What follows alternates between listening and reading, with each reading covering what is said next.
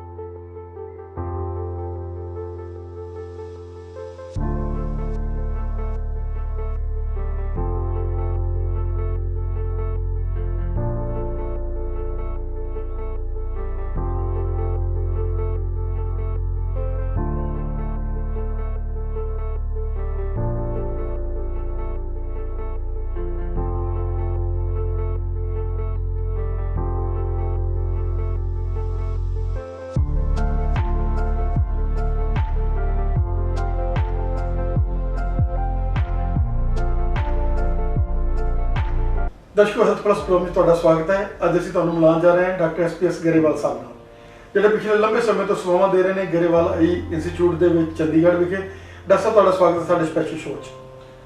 ਸਤਿ ਸ਼੍ਰੀ ਅਕਾਲ ਸਾਰੇ ਸਰੋਤਿਆਂ ਨੂੰ ਮੇਰੇ ਕੋਲੋਂ ਫਤਿਹ, ਸਤਿ ਸ਼੍ਰੀ ਅਕਾਲ, ਨਮਸਕਾਰ। ਤੇ ਮੈਂ ਡਾਕਟਰ SPS गरेवाल ਚੰਡੀਗੜ੍ਹ ਤੋਂ ਤੇ ਅੱਜ ਮੈਂ ਕੁਝ ਆਪਣੇ ਵਿਚਾਰ ਤੁਹਾਡੇ ਨਾਲ ਸਾਂਝੇ ਕਰਾਂਗਾ। ਡਾਕਟਰ ਸਾਹਿਬ JCI ਕੀ ਹੈ, ਜਿਸ ਦੇ ਨਾਲ ਅੱਜ ਅਸੀਂ ਦੇਖ ਰਹੇ ਹਾਂ ਕਿ ਇਸ ਹਸਪੀਟਲ ਦੇ ਵਿੱਚ ਇੱਕ ਨਵੀਂ ਜਾਨ ਜਿਹੜੀ ਫੂਕ ਰਹੀ ਹੈ? JCI है जॉइंट कमीशन इंटरनेशनल। सो ਜਦੋਂ ਵੀ ਕੋਈ ਚੀਜ਼ ਹੁੰਦੀ ਹੈ ਕਿ ਉਹਨੂੰ ਇੱਕ ਤਰ੍ਹਾਂ ਦੀ ਸਰਟੀਫਿਕੇਸ਼ਨ ਦੇਣ ਲਈ ਤੇ ਇਹ ਦੱਸਣ ਲਈ ਵੀ ਇਹ ਚੀਜ਼ ਕਿਸ ਪੱਧਰ ਤੇ ਆ ਰਹੀ ਆ, ਉਹਦੇ ਲਈ ਸਰਟੀਫਿਕੇਸ਼ਨ ਹੁੰਦੀਆਂ।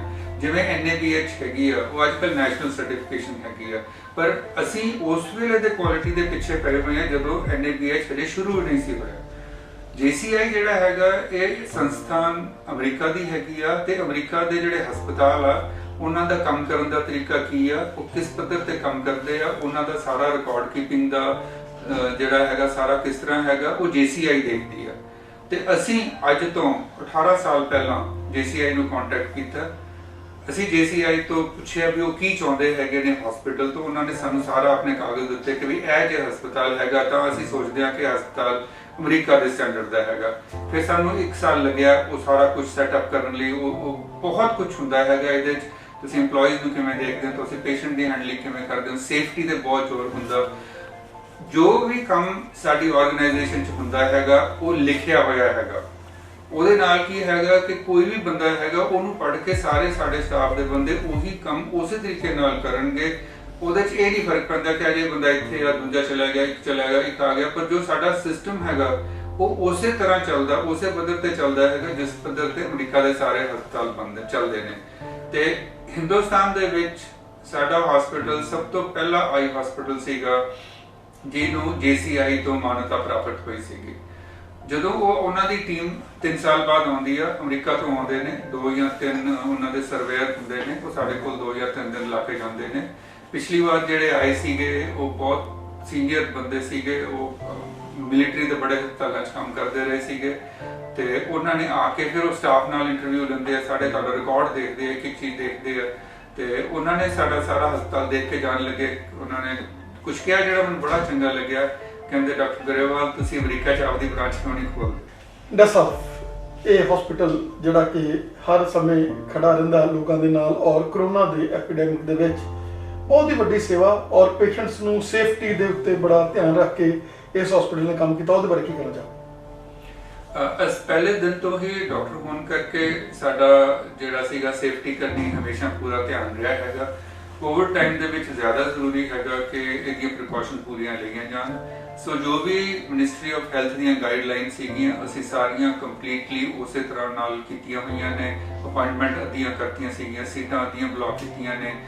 ਸਾਡੇ ਤੁਸੀਂ ਦੇਖਿਆ ਹੋਣਾ ਸਕਰੀਨ ਤੇ ਉਹ ਦਿਖਾਇਆ ਸਰੋਤਿਆਂ ਨੂੰ ਕਿ ਵੀ ਸਾਡੇ ਕੋਲ ਲਾਈਵ ਸਟੇਟਸ ਆਉਂਦਾ ਹੈਗਾ ਕਿ ਸਾਡੇ ਇਸ ਵੇਲੇ ਬਿਲਡਿੰਗ ਦੇ ਵਿੱਚ ਕਿੰਨੇ ਪੇਸ਼ੈਂਟ ਹੈਗੇ, ਕਿਹੜੇ ਫਲੋਰ ਤੇ ਕਿੰਨੇ ਪੇਸ਼ੈਂਟ ਆ, ਤੇ ਜਦੋਂ ਉਹਨਾਂ ਦਾ ਨੰਬਰ ਵੱਧਦਾ ਹੈਗਾ ਤਾਂ ਕਲਰ ਰੰਗ ਚ ਰੈਡ ਆ ਜਾਂਦਾ ਤਾਂ ਅਸੀਂ ਫਿਰ ਹੋਰ ਪੇਸ਼ੈਂਟ ਜਿਹੜੇ ਅੰਦਰ ਆ ਰਹੇ ਉਹਨਾਂ ਨੂੰ ਫਿਰ ਬਾਹਰ ਵੇਟ ਕਰਾਉਣੇ ਹੈਗੇ ਆ। ਸੈਨੀਟਾਈਜ਼ਰ ਹਰੇਕ ਥਾਂ ਤੇ ਹੈਗੇ ਆ। ਮਾਸਕ ਤੋਂ ਬਿਨਾਂ ਅਸੀਂ ਕਿਸੇ ਨੂੰ ਅੰਦਰ ਨਹੀਂ ਆਉਣ ਦਿੰਦੇ। ਜੇ ਮਾਸਕ ਨਹੀਂ ਹੈਗਾ ਅਟੈਂਡੈਂਟ ਇੱਕ ਅਲਾਉ ਕਰਦੇ ਹੈਗੇ, ਬਾਕੀ ਜਿਹੜੇ ਅਟੈਂਡੈਂਟ ਉਹ ਵੇਟ ਕਰਦੇ ਹੈਗੇ। ਸੋ ਅਸੀਂ ਆਪਣੇ ਕਰੀਏ ਪੂਰੀ ਕੋਸ਼ਿਸ਼ ਕਰ ਰਹੇ ਹਾਂ ਕਿ ਬਈ ਕਰੋਨਾ ਦੇ ਵਿੱਚ ਅਸੀਂ ਜੋ ਹਦਾਇਤਾਂ ਨੇ ਉਹਨਾਂ ਦੀ ਪਾਲਣਾ ਕਰੀਏ ਤੇ ਹਜੇ ਤੱਕ ਠੀਕ ਹੈਗਾ, ਸਾਡਾ ਸਟਾਫ ਸਾਰਾ ਠੀਕ ਹੈਗਾ ਤੇ ਉਮੀਦ ਆ ਕਿ ਆਉਣ ਵਾਲੇ ਟਾਈਮ ਠੀਕ ਰਹੇਗਾ ਕਿਉਂਕਿ ਅਸੀਂ ਇਹ ਸਾਰੀਆਂ ਹਦਾਇਤਾਂ ਦੀ ਪਾਲਣਾ ਕਰ ਰਹੇ ਹਾਂ।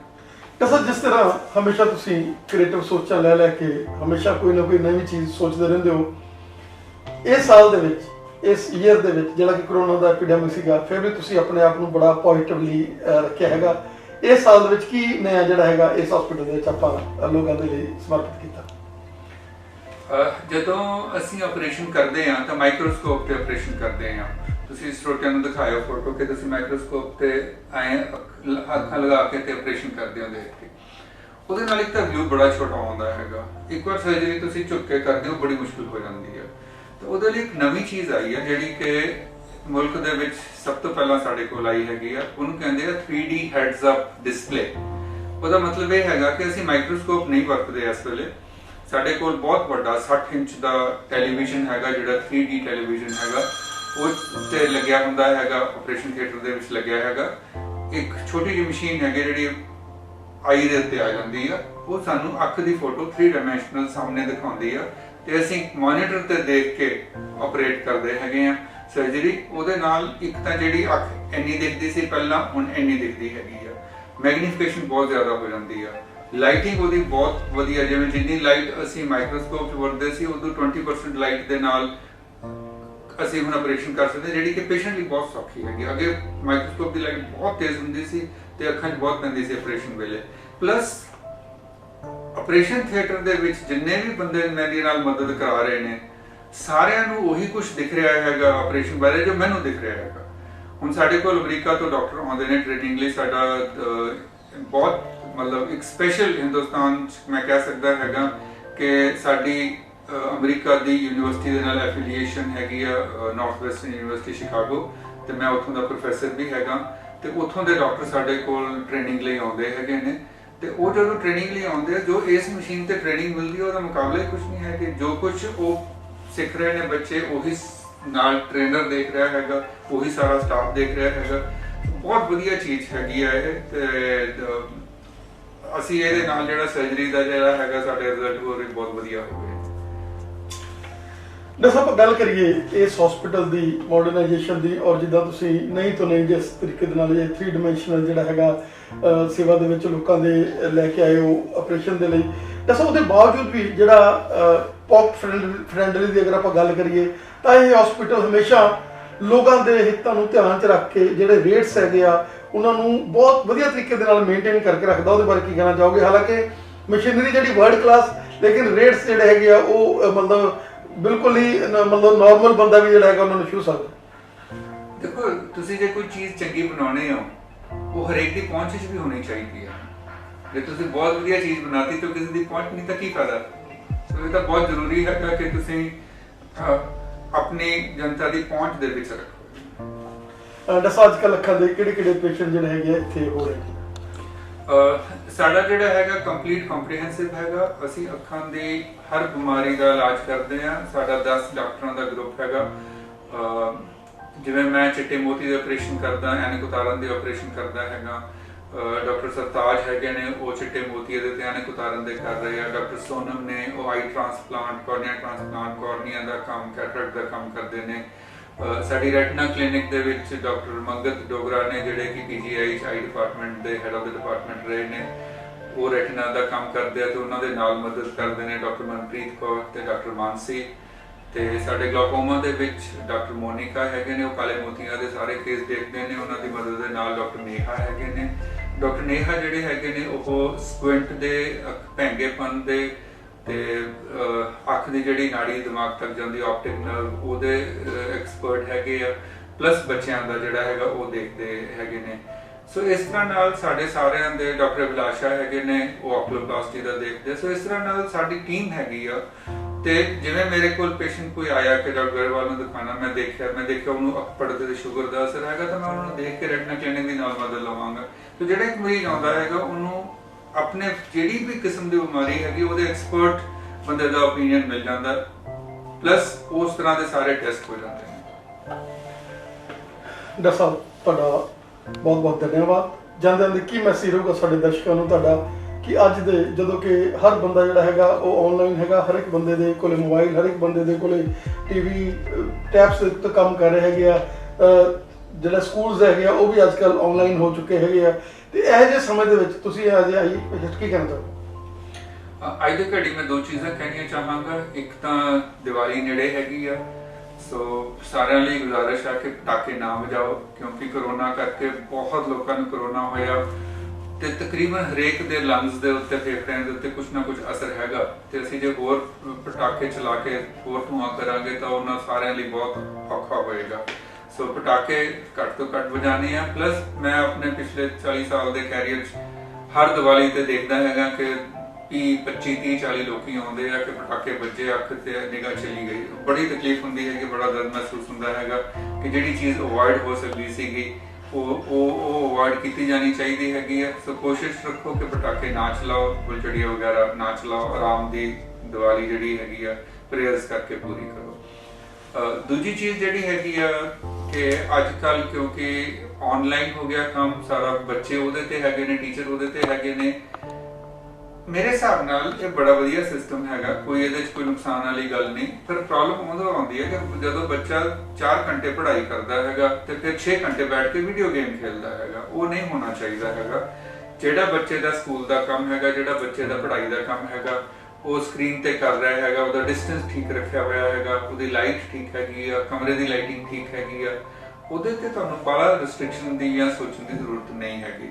ਜੇ ਬੱਚਾ ਬਿਲਕੁਲ ਨੇੜਿਓਂ ਕਰਕੇ ਦੇਖ ਰਿਹਾ ਉਹ ਗਲਤ ਹੈਗਾ, ਜੇ ਬੱਚਾ ਟਿਕ ਲਗਾ ਕੇ ਦੇਖ ਰਿਹਾ ਉਹ ਗਲਤ ਹੈਗਾ, ਜੇ ਬੱਚਾ ਵੀਡੀਓ ਗੇਮ ਖੇਲ ਰਿਹਾ ਹੈਗਾ ਤਾਂ ਉਹ ਗਲਤ ਹੈਗਾ। ਉਹ ਚੀਜ਼ਾਂ ਤੋਂ ਪਰਹੇਜ਼ ਰੱਖਣਾ ਚਾਹੀਦਾ।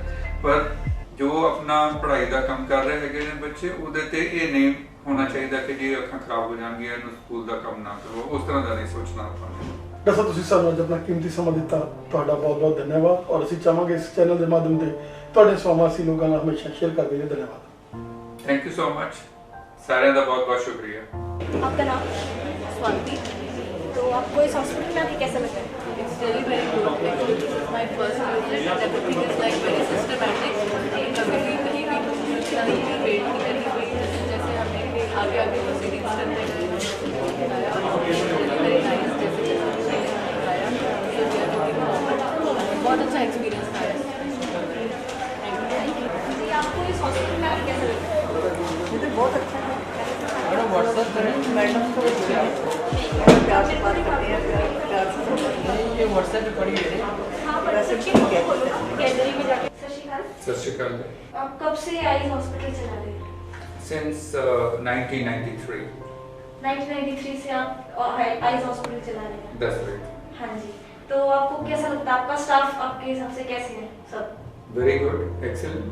It's a family. I don't call it a staff, and we don't use the word employee. They are all team members, and it's a non-hierarchical organization. That means nobody here has a boss.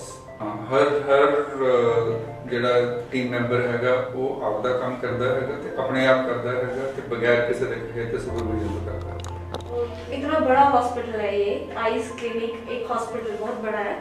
तो आगे आपका और क्या है कि इस eyes hospital में अब आप और क्या क्या नए इंस्ट्रूमेंट्स वगैरह और क्या क्या लेके आना चाहेंगे आप?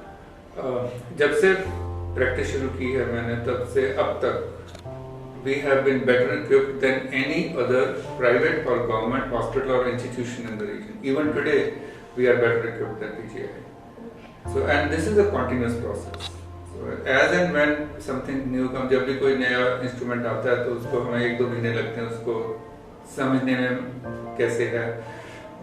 जैसे आज ही एक कंपनी से हो रही थी, उन्होंने अपना इंस्ट्रूमेंट भेजा था मुझे और हमने उसको यूज़ किया 10 दिन के लिए। अभी उसी से बात हो रही थी जब आप ट्राई कर रहे थे, तो मैंने उनको बता दिया कि भाई नहीं, आपका इंस्ट्रूमेंट ठीक नहीं है, हमने तो सबसे पहले चेक होता है पूरा इंस्ट्रूमेंट, उसके बाद वेरी थॉरो, बहुत पहले देखना पड़ता है कि ये इंस्ट्रूमेंट का क्या पोटेंशियल है। अब जैसे एक कंडीशन है आंख की केराटोकोनस, तो उसमें आंख के शेप चेंज हो जाती है कॉर्निया की, और उसके लिए कोई ट्रीटमेंट नहीं था। तो मैं कॉन्फ्रेंस पे गया, तो बार्सिलोना में कॉन्फ्रेंस थी। उस कॉन्फ्रेंस में फर्स्ट टाइम उन्होंने ट्रीटमेंट दिखाया कि ये बीमारी का नया ट्रीटमेंट आया है। ठीक, फर्स्ट टाइम कॉन्फ्रेंस में उन्होंने बताया कि इसका इलाज आया है। हॉल खत्म हुआ, मैं उनके स्टॉल पे गया, मैंने कहा मशीन है, कब सप्लाई हुई? कहते नहीं अभी नहीं बन रही। मैंने कहा आपके स्टॉल पे पड़ी है मशीन? वो बोले कि ये डेमो मशीन है। मैंने कहा मैं लेके जाऊंगा। तो मैं लेके आया, और सारे साउथ ईस्ट एशिया में, यूरोप में उस वक्त शुरू था, ट्रायल चल रही थी, सारे साउथ एशिया में केराटोकोनस का ट्रीटमेंट फर्स्ट टाइम हुआ। सो ये समझना कि नई टेक्नोलॉजी जो है वो कैसे है, आने वाले टाइम में कैसे काम करेगी, एग्जिस्टिंग टेक्नोलॉजी से कितनी फर्क है, वो टाइम और एक्सपीरियंस के साथ आता है। आज भी कोई जैसे आंख की एंजियोग्राफी होती है, वहाँ इंजेक्शन लगाया, आंख की फोटोग्राफ ली और एंजियोग्राफी की। इंजेक्शन से काफ़ी प्रॉब्लम होते हैं, किडनी ट्रांसप्लांट की इसके नहीं कर सकते, स्किन येलो रहती है 2 दिन, यूरिन बहुत ऑरेंज कलर का आता है, एलर्जिक रिएक्शन हो सकता है। सो हमारे पास then we have the dye free angiography, Zeiss company की है, और जो फर्स्ट 60 मशीन बनी थी उन्होंने they gave it to the important centres across the globe. सारे दुनिया में अच्छे सेंटर्स पे उन्होंने 60 मशीन दी थी, जो हमारे पास भी एक थी। उसमें इंजेक्शन लगाने की जरूरत नहीं है, बगैर इंजेक्शन के वो हमें आंख की जो नाड़ी का डिटेल्स बताती है, ज्यादा बारीकी से जो पहले बताती थी। अब आंख की कितनी प्रॉब्लम्स हैं, डायबिटिक रेटिनोपैथी है, एज रिलेटेड मैकुलर डिजनरेशन है, CSR है, काफी कंडीशन है जिन्हें हमें हर विजिट पे प्रोग्रेस देखने के लिए एंजियोग्राफी चाहिए। पर अगर इंजेक्शन वाली एंजियोग्राफी है वो हम हर दूसरे दिन तीसरे दिन नहीं कर सकते। सो दैट वे जैसे जैसे कोई नई चीज आती है, मैं बता रहा था कि 3D व्यू सिस्टम आया है सर्जरी करने का। I tried it once, I like it, so I got it. अभी तक वो पूरे कंट्री में मेरा ख्याल है 5-6 मशीनें, अभी तक भी 5-6 से ज्यादा नहीं होंगी। सो ये देखना कि क्या चीज आ रही है, क्या डेवलपमेंट हो रही है, और उसका हमारे पेशेंट्स के लिए क्या एडवांटेज होगा, that is very important. Whenever I find this will make it better for our patients, will go. जो काला मोतिया जाता है आईज में, तो उसका एक्चुअली कोई ज्यादा वो होता नहीं ट्रीटमेंट, तो आपने उसके लिए क्या निकाला? काला मोतिया जो है इसको ग्लाकोमा भी बोलते हैं। काले मोतिये का मतलब है कि आंख में जो नॉर्मल प्रेशर है, आंख की शेप मेंटेन करने के लिए उसमें प्रेशर चाहिए। जैसे फुटबॉल को गोल रखने के लिए उसमें प्रेशर चाहिए, तो आंख की शेप मेंटेन करने के लिए उसमें प्रेशर चाहिए। अगर वो प्रेशर बढ़ जाएगा तो जो आंख के अंदर नजर के सेल हैं वो डेड होना शुरू हो जाते हैं, और ये इतनी स्लोली डेड होते हैं कि जिसको काला मोतिया हो रहा है उसको पता नहीं लगता, और इसके कोई चिन्ह नहीं होते। जिसको काला मोतिया शुरू हो गया उसको पता नहीं चलेगा जब तक उसकी 80-90 विजन चली नहीं, क्योंकि इससे बाहर की नजर कम होती है। तो आप बाहर की नजर बहुत कम यूज करते हैं और आप एडजस्ट करते जाते हैं, उसको पता नहीं चलता आपको। सो इसलिए क्योंकि इसका कोई चिन्ह नहीं है, और ये नजर को जो काले मोती से नजर चली जाती है वो दोबारा नहीं आती, वो परमानेंट लॉस है। जो सफेद मोती से नजर जाती है वो ऑपरेशन के बाद पूरी वापस आ जाएगी, जो काले मोती से नजर गई है वो दोबारा वापस नहीं आती। इसलिए सबसे ज्यादा जरूरी चीज है अर्ली डायग्नोसिस। अर्ली डायग्नोसिस के लिए जितनी भी इक्विपमेंट पॉसिबल है वो हमारे पास है। दूसरा चाहिए कि एक्सपर्ट जो उनको टेस्ट को इंटरप्रेट करे और सही ट्रीटमेंट शुरू करे। उसके बाद कई केसेस में लेजर की जरूरत पड़ती है, वी हैव द लेजर। कई केसेस में शंट डालने की जरूरत पड़ती है, कई केसेस में सर्जरी करने की जरूरत पड़ती है। और सबसे ज्यादा जरूरी है फॉलोअप, कि हर विजिट पे पेशेंट के क्या है। हमें जब ग्लाकोमा क्लिनिक में वो पेशेंट का रिकॉर्ड खोलते हैं तो उनके आंख के प्रेशर का ग्राफ आ जाता है, उनको पता लग जाता है कि इसका प्रेशर कैसे वेरी कर रहा है लास्ट विजिट से या पहली विजिट से लेके अब तक.